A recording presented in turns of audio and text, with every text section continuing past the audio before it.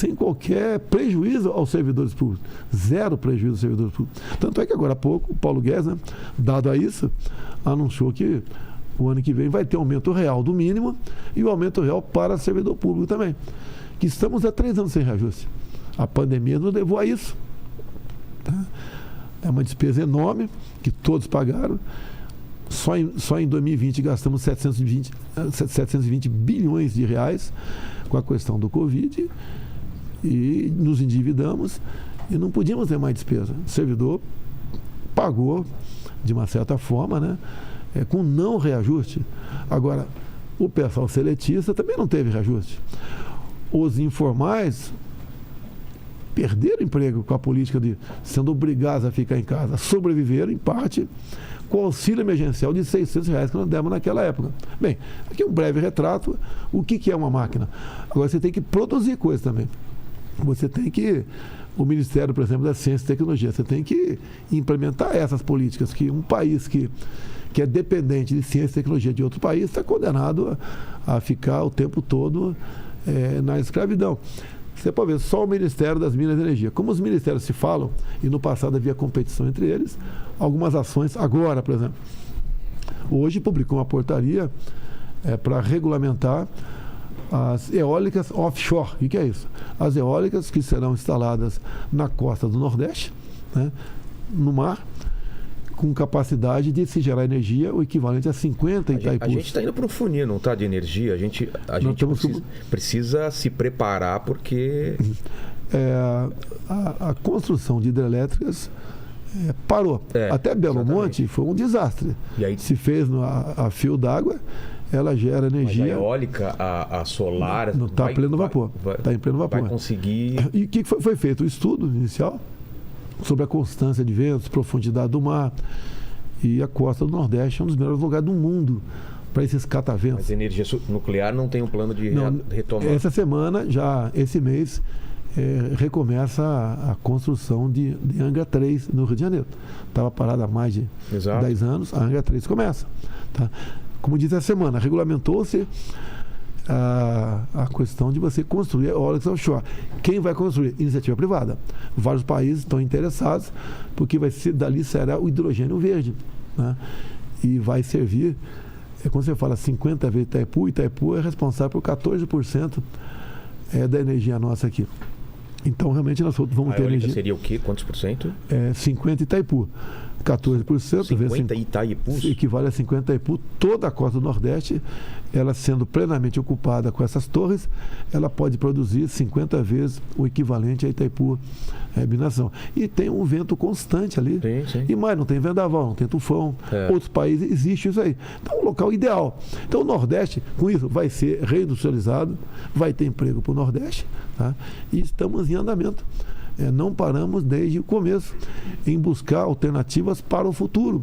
Então, plantamos coisas para o futuro. Eu não gosto de falar porque soa promessa. Nisso, então, o seu assessor estava falando para o senhor falar algumas coisas. Não, isso aí não é mais promessa, é uma coisa que já começou a sair do papel. Então, é uma realidade. Como, por exemplo, essa semana, decidimos também que o lítio, até que usado para baterias, na região mais pobre de Minas Gerais, que é o Vale do Jequitinhonha, é rico nisso e tinha problemas, né, de conflito com outros ministérios, com as outras áreas, e o novo ministro nosso lá, o Adolfo Saxida, apaziguou tudo isso, via decreto, via medida provisória, via portaria.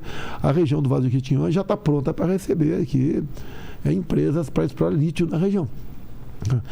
Também para bateria. Para bateria, sim, nós importamos aí. Então a gente vai buscando autossuficiente de muita coisa. Que é a orientação que eu tenho dado. E a partir de refinaria, petróleo de autossuficiente? Refinaria. O que tem que fazer para o grande problema nosso é no preço dos combustíveis, né? Nós diminuímos o preço do combustível diminuindo impostos. Não foi a Petrobras que diminuiu, foram os impostos que caíram. O senhor tem poder de fazer a Petrobras mexer nos preços? Não, apesar de eu ser... Como funciona? A Petrobras não é estatal. Então. Tem capital de fora ali. Nós participamos de conselhos, etc. Lá atrás resolveu-se fazer, em 2004, fazer 3 refinarias no Brasil. Uma no Maranhão, uma em Pernambuco, no Rio de Janeiro. Época do PT.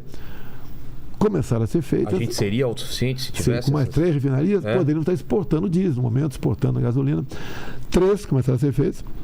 sumiu com 90 bilhões de reais e temos lá o terreno abandonado. E não temos recursos no momento. A Petrobras não pretende investir nisso e nós estamos atrás da iniciativa privada. E uma refinaria demora no mínimo 5 anos para ficar pronta.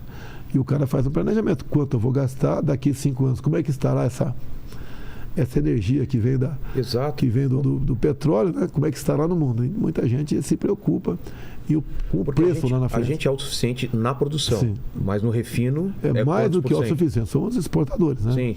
Agora no refino depende. Sal e tudo mais, dá mais do que a gente precisa. Tanto é que nós conseguimos, com o parlamento, reduzir os impostos dos combustíveis, por isso que a gasolina aqui está abaixo de R$5. Por causa do... Chegou a 8 aqui. Então caiu bastante. O etanol está na base de 3 e pouco. Mas em cima da redução de impostos. Não foi uma interferência, não foi uma canetada nossa, como foi feito no passado no governo do PT. Qual a diferença do que foi feito? Então, na canetada, se você...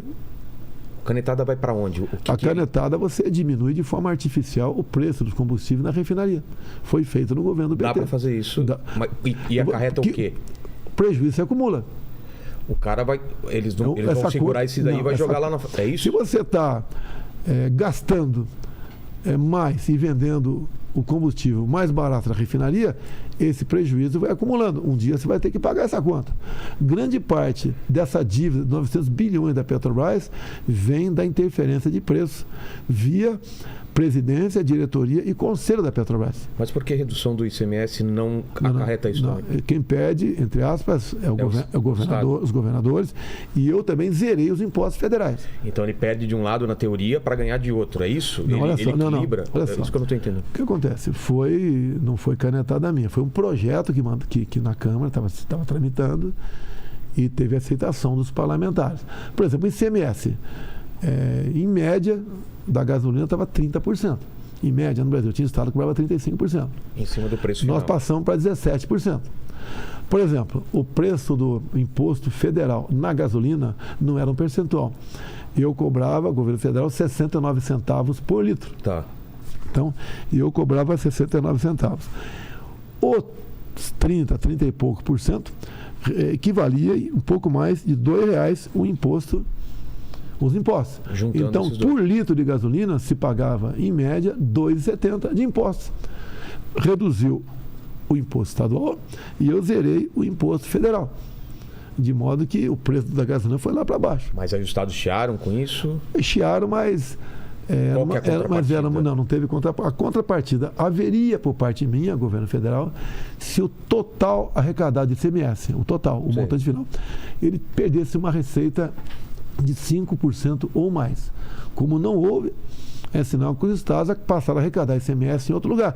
Se você, por exemplo, vai encher teu tanque hoje, em vez de gastar R$250, gastou 200, R$50 você vai gastar em outra coisa. Vai gerar imposto em outra área. Imposto estadual, federal, seja o que for. Então não houve essa perda de arrecadação. E todo mundo ganhou com isso. Por que todo mundo ganhou com isso?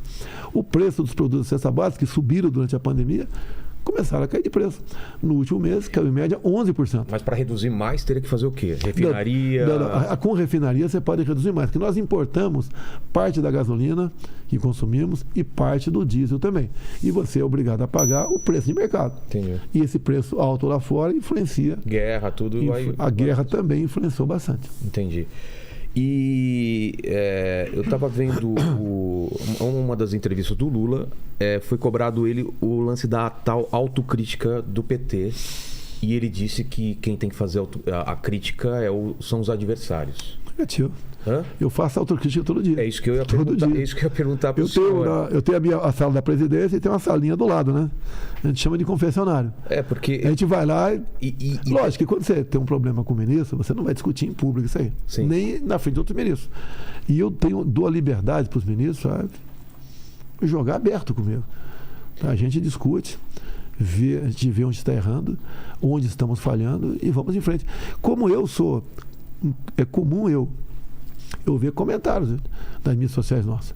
E quantas vezes, de comentários, nós buscamos alternativas e solução para essas questões aqui. Como resolver esse assunto? Tem coisas que você descobre por terceiros. E você... Como assim? Não, tem coisa que... você pode ver, tinha um decreto, né, presidencial de antigamente que era proibido plantar cana-de-açúcar no estado do Amazonas. Tá. Um capricho do presidente da época. E a gente descobre isso, que existe isso aí, a gente conversa com a respectiva ministra, ela nos coloca a par, se bem que eu já estava acompanhando isso, o caso da Tereza Cristina, e nós resolvemos revogar o decreto. Agora, sempre ela achava que eu ia sofrer um desgaste muito grande perante os ambientalistas, né? O desgaste houve, mas muito pequeno. Agora, é inadmissível você pegar o maior estado do Brasil, onde ali qualquer propriedade tua rural, você é obrigado a preservar 80% daquilo. Você pode usar na tua fazenda apenas 20% da sua propriedade. Se quisesse plantar cana-de-açúcar ali, você não podia plantar. Então, essas coisas que chama de absurdos. Entendi. E você tem que mexer nisso aí. Mas quando eu citei o do Lula e falei sobre autocrítica, se o senhor faz esse exercício constantemente contigo, assim, tipo, poderia ter feito melhor, isso daqui não saiu legal, porque muita coisa está acontecendo pela primeira vez. Pandemia era uma coisa que nunca aconteceu na história aqui, dessa forma e como aconteceu. E quando o senhor olha para o passado e pensa assim, eu faria do mesmo jeito, eu falaria de outra forma, porque eu acho que isso pega muito na tua rejeição, né? De não, com a questão da pandemia, algumas palavras minhas, que no afã de eu resolver indignação, eu extrapolei. Daí tem gente que marcou aquilo. E a oposição, né, não faz autocrítica, ela faz linchamento moral de você. Se eu for esperar autocrítica da oposição, não vou ter. É um linchamento que faz. Se a gente fosse voltar nesse tempo aí, fazer não, essa linha do tempo, como estava o mundo, como que estava vocês quando descobriu quando começou a aparecer os primeiros casos de Covid lá fora? Como que é? Se faz uma reunião? Como que é? Olha só. Nós decretamos o estado de emergência no início de fevereiro do Brasil. Fevereiro de 2020. Vimos aqui que já se discutiu lá fora, sim, na Itália, tudo nós já estava... Nós estávamos naquela época, mais ou menos, nós trouxemos o pessoal da China para cá, o nosso pessoal que estava lá, né? Que estava isolado, veio para cá com todo cuidado, etc. Eles estavam fazendo o que lá? Estavam lá em Wuhan. Brasileiros que estavam em outro lugar do mundo. Lá foi o foco da Covid. Trouxeram para cá, ficaram em quarentena. Tudo bem, nós decretamos emergência e vimos aqui muita gente, né? O próprio governo de São Paulo falando que o carnaval não tinha problema nenhum. Vimos Drauzio Varela falando